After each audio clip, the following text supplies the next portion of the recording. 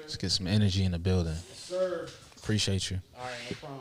All right, 5, 4, 3, 2. Yo, it's your boy 45, True Story the Podcast, pilot episode 1.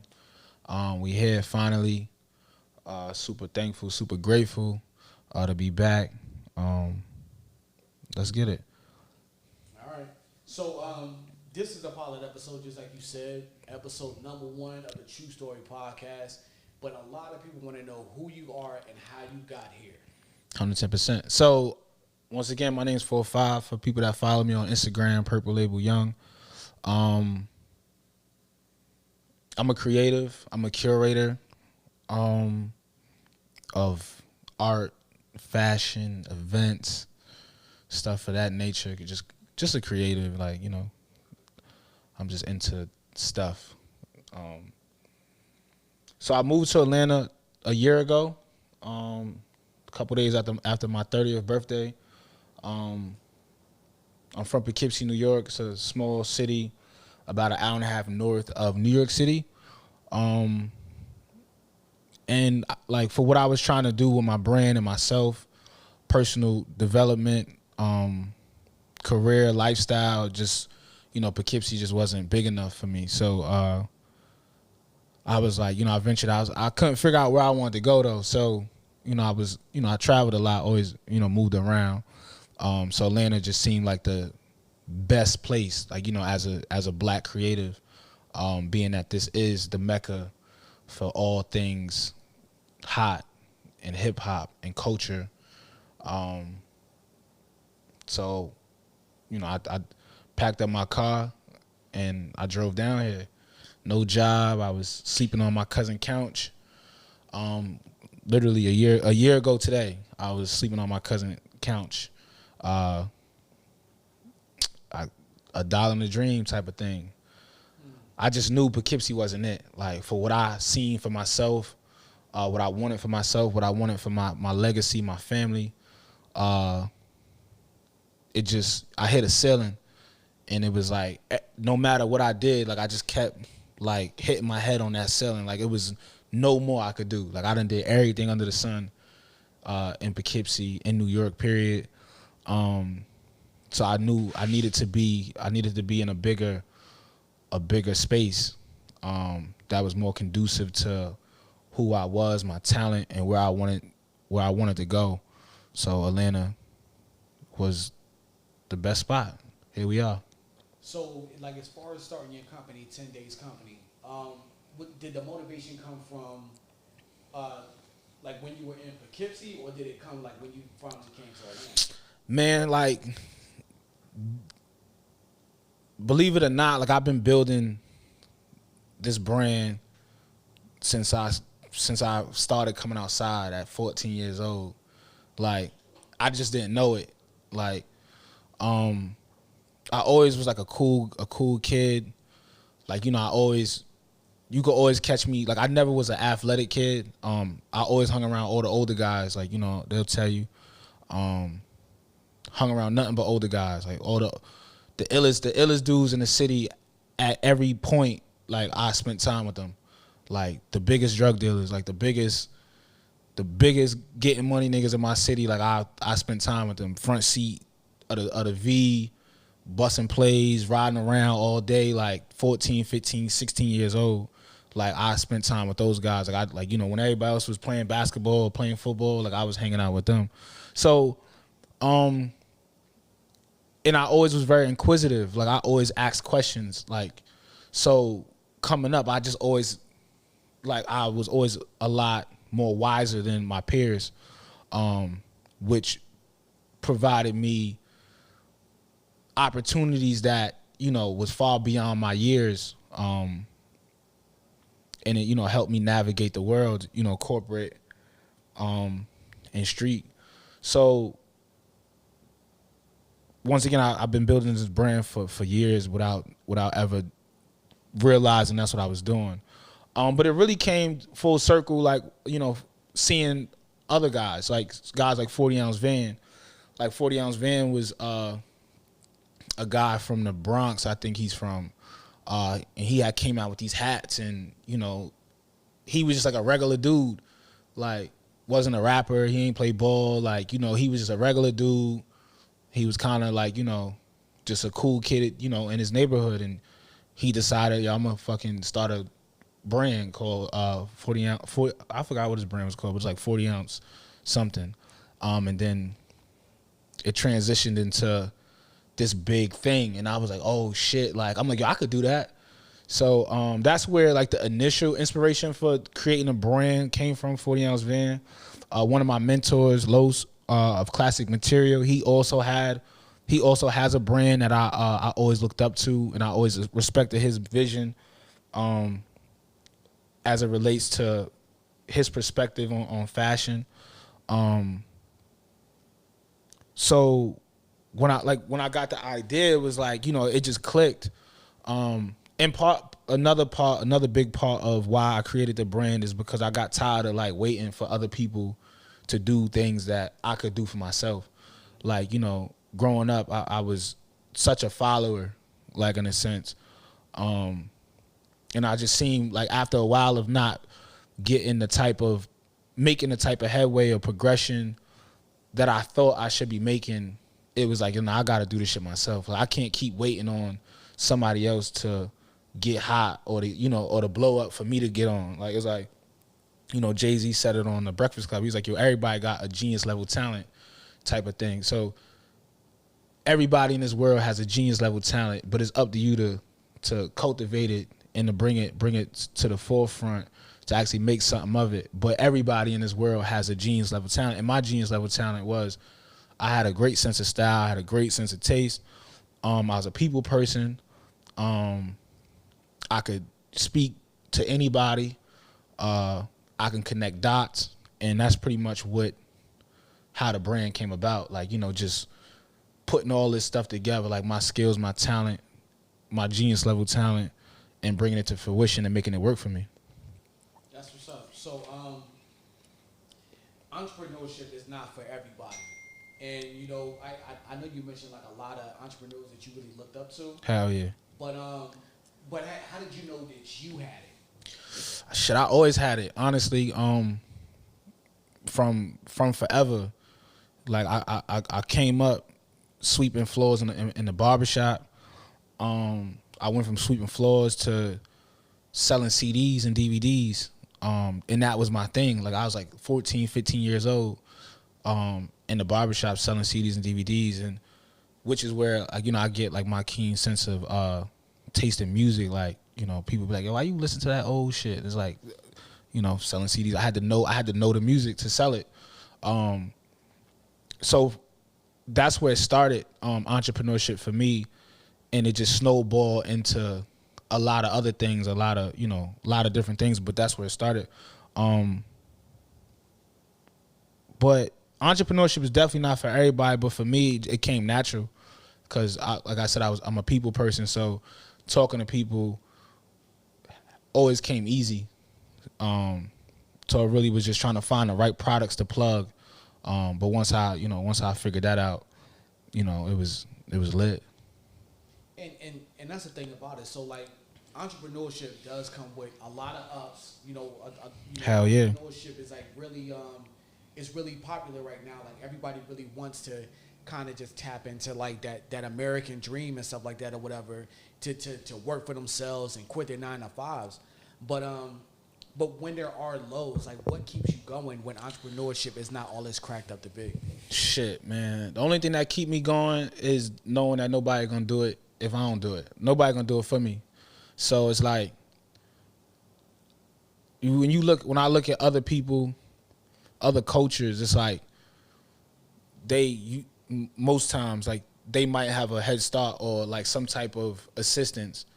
But I ain't get that. Like, I had a roof over my head, clothes on my back, but outside of that, like, ain't nobody give me shit.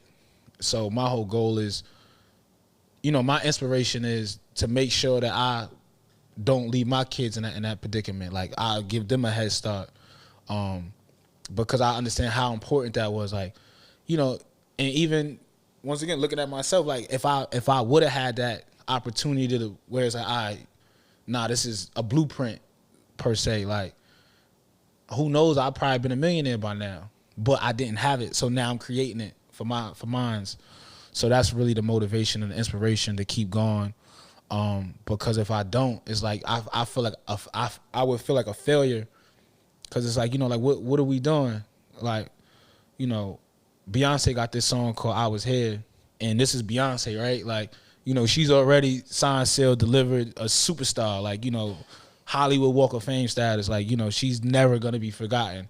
But yet, and still on this song, she still talks about, leaving a legacy and, going above and beyond to be remembered, like, for generations and generations to come. So it's like, what am I gonna be remembered for? Like, do I want to be the guy that was like, oh nah, he had mad bitches, like, oh nah, that nigga was fly, like, nah, fuck that. Like, I want to be remembered for like making plays, like, that's crazy, like, he from Poughkeepsie and he went and accomplished this, or he, did business and made money with that person, or like, he put this person on. Like, I want to be remembered for like changing people's lives and, adding something to the world, for the better. I come from a long line of 5%ers, and 5%ers often say either you're gonna build or you're gonna destroy. So you can't do both, right? So in every situation, it could be a relationship, it could be a job, it could be whatever. Like, it's either you gonna build, you gonna help build it, or you gonna destroy it. So, my whole goal in this life is to build. I don't want to destroy, I want to add on. And that's pretty much what we doing here with 10 days. Exactly. Now, as far as inspiration in your creative process, you said you started the brand way back when you was in Poughkeepsie or whatever. But like when you came down here to Atlanta, did your sources of inspiration change when you came down here? Did you see entrepreneurs like moving a different way, and that kind of molded the way that you're thinking now? Man, this Atlanta shit is so crazy. Like, if you like me, I'm somebody, I need constant motivation. I need constant inspiration. Like, so every day I wake up and it's like I gotta watch some YouTube videos. I gotta figure out the inspiration. I gotta figure out the motivation, because sometimes, like, you get on Instagram and you be looking at, shit, and you get lost, like, you thinking like, damn, I ain't doing enough type shit. I gotta go harder. But Atlanta for me has just been every day. It's like I see people that look like me doing numbers, like Lamborghinis, Lambo trucks, Bentley trucks, young guys. Like, I see when I go to the clubs, like I see guys like damn near $100,000-$200,000 worth of jewelry on, like, and they my age, like, so in New York you don't really get that too often. So down here, like, it's just constant. It's constant. Like, if you ain't a hater, like, that shit is like motivation. When I see it, it's like, damn, like I'm right here. Like, I'm in the same room as you, so I'm doing something right. Like, and I believe that that shit rub off type of thing. Like, you surround yourself with 5 broke niggas, you bound to be the 6th one. So if I'm in a room with all these individuals that's getting money and that's successful and that's having their way, it's, that shit gonna rub off. It's, I'm next. Everybody get their time to shine. So, I'm just doing my part, being patient, constantly adding on, and sooner or later, like, I'm gonna be, it's gonna be my turn. Exactly. So what are some of the biggest lessons like you've learned so far? Because it's like, it sounds like you had like a crazy journey, like coming down here, and like you had like humble beginnings like when you started, but things are really starting to pick up. And so what are some of like the biggest life lessons you've learned? Biggest life lessons, a couple, honestly. But one of the main ones that I tell my guys, people that I work with, people that I'm consulting, nobody's gonna help you until you don't need it. And that was like, that shit hits me or has like, hit me at points in times in my life, at some of my lowest moments, like, and you sitting there and it's like, yo, if only I could get this, I can get where I need to go, and it don't come type shit. But as soon as you don't need the help, motherfuckers, everybody come in with they hands out, ready to work. But it's like, well, where you was at when it was time to hang these posters, or it was time to fucking hand out these flyers, or why you ain't repost that when I posted it, or type shit. But you know, as soon as the party start, now everybody, yo, what's up? Like, nah, I don't need your help no more. Like, this shit lit already. So like I said, I tell people all the time, nobody gonna help you till you help yourself. Nobody gonna help you until you don't need it. So that's one of the greatest ones. And another one is time waits for no one. A lot of times we sit around and think that, nah, I'll do that shit later, or, you know, I'll do that shit next week, or like, I'm not gonna do this year. Next year is gonna be perfect. I'm gonna be free enough. I'm gonna be, you know, old enough. Like, fuck that. Like, do that shit now, whatever that is. Like, you know, and even starting this podcast, like, you know, Warren, to tell you, I wanted this shit to be so perfect. Like, I wanted it shot like this. I wanted it shot in this location. I wanted fucking Jay-Z to be on it. Like, I wanted all this. I had this, like, the craziest, biggest, you know, dreams and aspirations for the podcast. But it was like, yo, fuck that. Just start. Like, figure the rest out, you know, as we go. So time waits for no one. So, you know, get started. So what was the inspiration for the podcast? So like what really made you like to pile on everything that you got going on right now? You're building a brand, you got a clothing line, you're doing all this stuff already. Why add a podcast to it? Like what did you want from it? Hell yeah. So honestly, like my first introduction to podcast period was my man Tax Stone.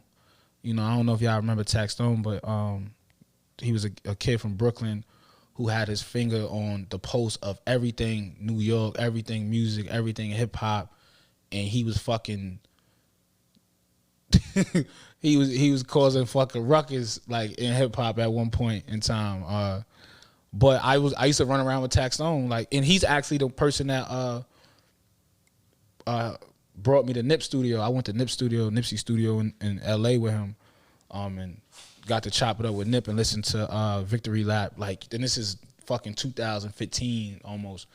But I used to run around with Tax and help him with his podcast, and I didn't realize how big podcast was until Tax had got a Duce deal. He had got a deal from Jay-Z.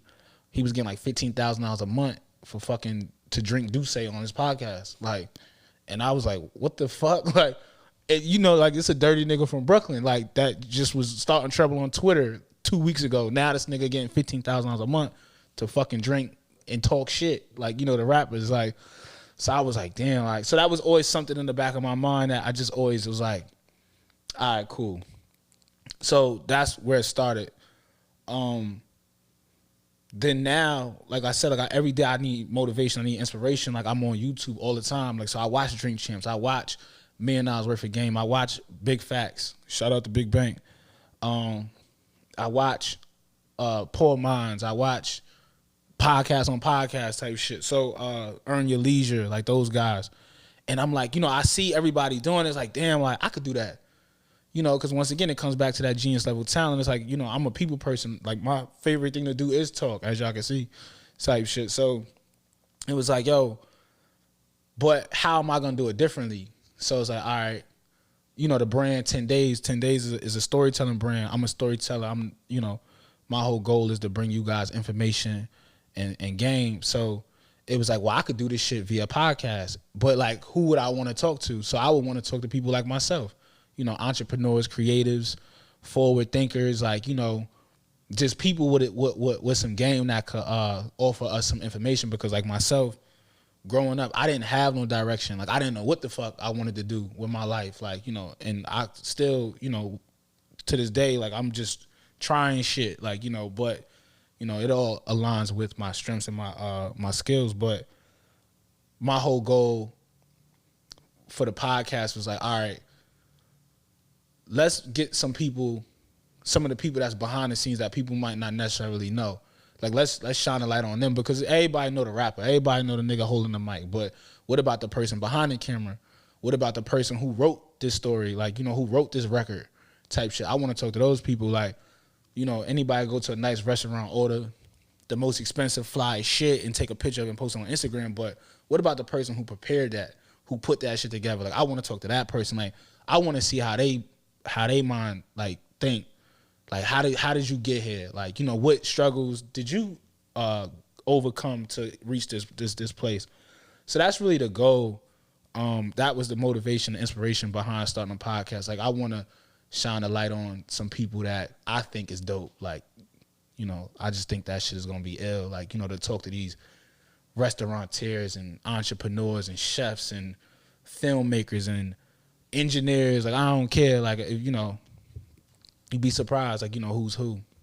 Yeah, it's really dope that's the inspiration for you starting a podcast. Wanting to highlight, you know, people in industries that are sometimes overlooked. Hell yeah. And I love the fact that you talked about, you know, a little bit about your childhood, about not really having any guidance and really understanding what you want to do. Like, you know, you had the genius level talent, but what do you do with that? So, Hell yeah. So that kind of leads me to like trying to figure out, you know, what advice would you give your younger self that has that genius level talent, that doesn't have the guidance to know what they need to do with that talent? Like, Facts. what would you tell yourself? Man, I would tell my younger self to bet on yourself. Like, a lot of times we don't believe in ourselves, and, you know, we look outside ourselves for what we already possess. Like, bet on yourself. Like, I always had it. Like, that's the funny thing. Like, I look at myself now and what I've been able to accomplish once I started betting on myself. It's like, damn, like, if I would have fucking started this shit at 21, I'd have been a millionaire by now. But, you know, like, everybody, you know, everybody process is different. But ever since I start looking to myself for the answers and looking to myself for the motivation, I mean, for the inspiration and the work, like, shit been lit. Like, literally, like, I ain't have a slow day yet. Every time I wake up and decide, like, I'm going to get it. Like, I'm not waiting for somebody to text me with an opportunity, call me with an opportunity, tell me about an opportunity. Like, nah, I'm going to create my own opportunities. Like, bet on yourself. Like, growing up, I was a fucking follower. Like, to the 10th power. Like, you know, I was always a team player. Like, I never wanted to be Michael Jordan. Like, even, you know, doing this right now, sitting here in front of this camera, like, it's still taking some getting used to. And, you know, I promise that I'm going to get a little bit better with that. But I never wanted to be the guy. I never wanted to be Mike. I never wanted to be Michael Jordan. I was cool with Dennis Rodman, Scottie Pippen, all day long. You know, being behind the scenes, like, you know, being a support system, like, you know, to make the engine work. But I got tired of like, you know, watching the car go in the wrong direction. It's like I knew where I wanted to go. I kind of had a great idea how to get there. I didn't have it all figured out, but I knew kind of like how to get there. I knew where I wanted to go, but the motherfuckers driving the car was taking me the wrong way. So I'm like, man, let me get out your car. I'm going to get my own car, and I'm going to go this way. Because I know, once again, like, based on the conversations that I've had and the experiences I've been afforded, I kind of got a great idea of where to go and how to get there. So, once again, advice to my younger self, bet on yourself. Like, you got it type shit. You always had it. You know, it's just, you know, building that confidence and grit and going for it. Like, you know, lacing your boots up and saying fuck it, like I'm gonna get it, like, you know. So that was the whole that would be my greatest advice to my younger self. That's interesting. So and just like before, like, you talked about like building confidence. Now, what about building a brand? Because that can't be easy. It really can't be easy building a brand, because building a brand is like, it's bigger than like just building a clothing line or starting a company. It's like a brand is like, the way I think of it is like the identity of a company. You know what I'm saying? Not just this is what I do, but this is who we are. This is what we represent. This is what we support. So what advice would you give somebody who wants to build a brand? Man, listen, like, whether you know it or not, you building a brand anyway. So you might as well incorporate it into something that you can actually live off of and profit off of, because each individual is their own brand. It just, you know, once again, whether you know it or not. So you could be a lying ass motherfucker. Like, your brand is you a lying ass motherfucker. Like, if you a cornball, like, your brand is, nah, he corny. Like, you know. So we're all building a brand anyway. So get in front of it, you know, and be intentional about it, you know. Move with some type of integrity, and you know, make it something that you could be proud of, that you and your family, your friends, your children could be proud of. Like, but advice that I would give to somebody who wants to build a brand is get started. Like, you know, don't once again, don't wait. Time waits for no one. So get started. Don't strive for perfection, because it's never gonna be perfect. Right. It's never gonna be the right time. It's never gonna be. You never gonna have enough money. Like, it's just, man, fuck it. Like people don't even understand. Like, I go broke a lot of times, like fucking with this brand. Like, you know, trying to build the brand. Like, everything is no but. People like, oh, what's your budget? Ain't no budget. Like, whatever's in my pocket is the budget. Like, whatever's in my bank account, that's the budget. Like, whatever it takes to get it done, that's the budget. And don't ever like psych yourself into thinking that it's like it's gonna be easy, because it's not. Like, this is a whole process, it's a whole journey, and the more you learn to fall in love with it, you know, the easier it is. But I strongly encourage anybody that wants to get started in some type of business to jump off the porch and go. Just go. That's some great advice. But it kind of brings me to like one of my last questions, because you know, everybody sees entrepreneurship as something like real sexy, and like the hustle and the grit, especially in Atlanta. It's just like everybody's running around motivated to do some type of shit. Like, everybody's a photographer or a model, that's a fact, an actor or a podcast. Everybody's or a rapper. Yeah, a rapper. Everybody's somebody or something down here. But it's like, I think it's because a lot of people see the sexiness of being an entrepreneur, a go-getter, and stuff like that. But they don't really see like the downside. So would you have any regrets? Like, do you have any regrets about being an entrepreneur, like building a brand and actually jumping into this field? Hell no. It's the greatest thing. Like, it's like, I don't have children, but this is my, like, I look like, you know, like the type of feeling that people have for their children. Like, this is how I feel about my brand.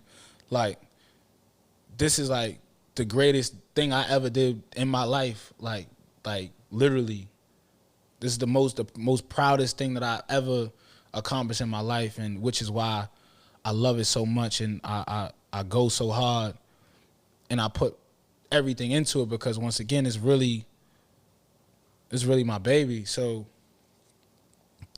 once again, like, it's no greater feeling than wearing my own shit, like this hat, like, you know, my jewelry, like, you know, that's my name, that's my brand, like.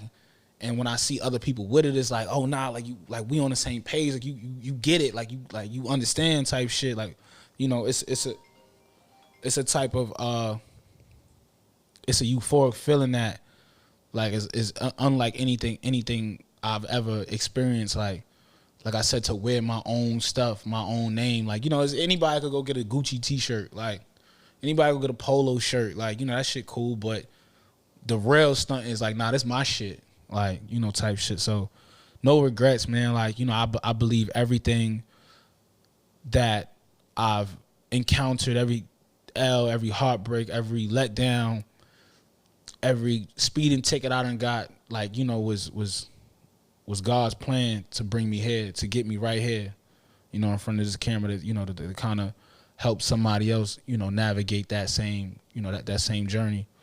So no regrets, man. I'm super blessed and thankful and grateful, you know, to have made it this far, because a lot of people didn't.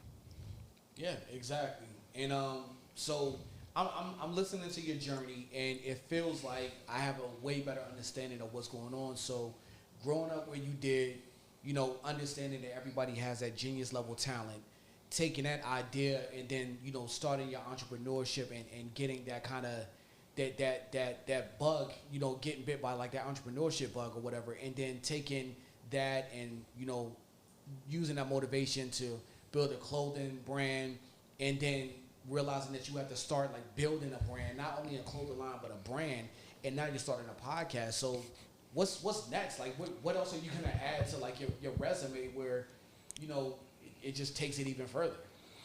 Like I said, I'm a creative and a curator. I'm a storyteller. You know, so anything that resonates with me, as a creative, like is don't be surprised if I try it.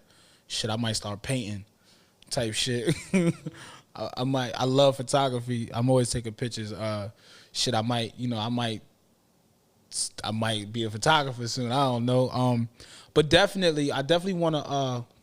I want to put together a space for people to actually experience the brand and the people behind it and the people that make 10 Days what it is.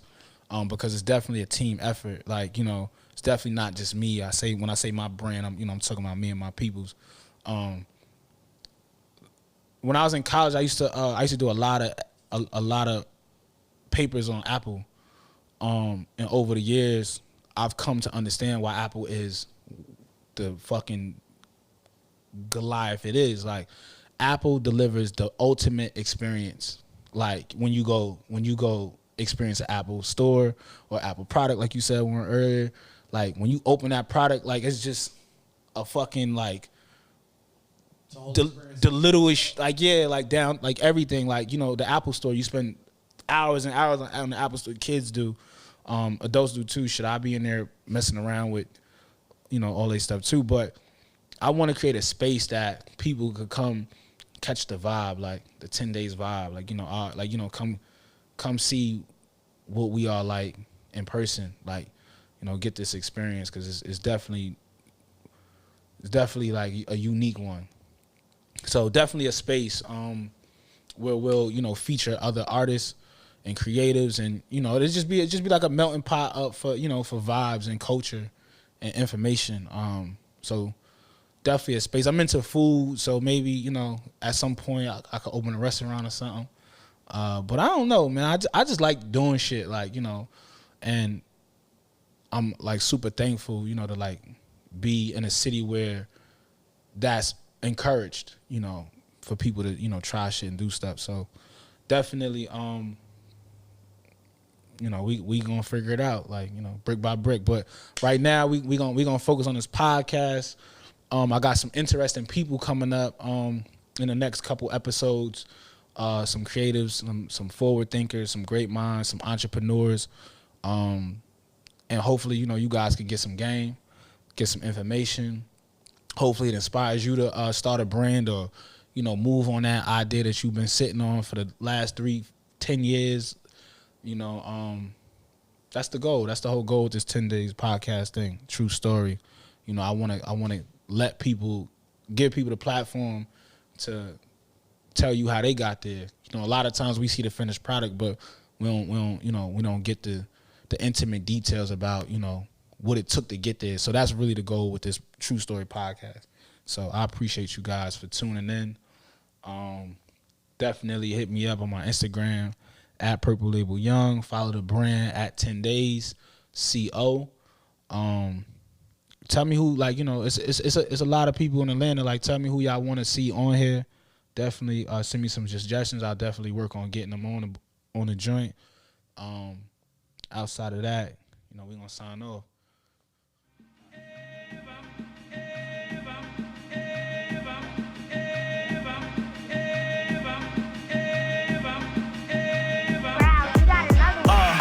The coke cheaper, the flow ether.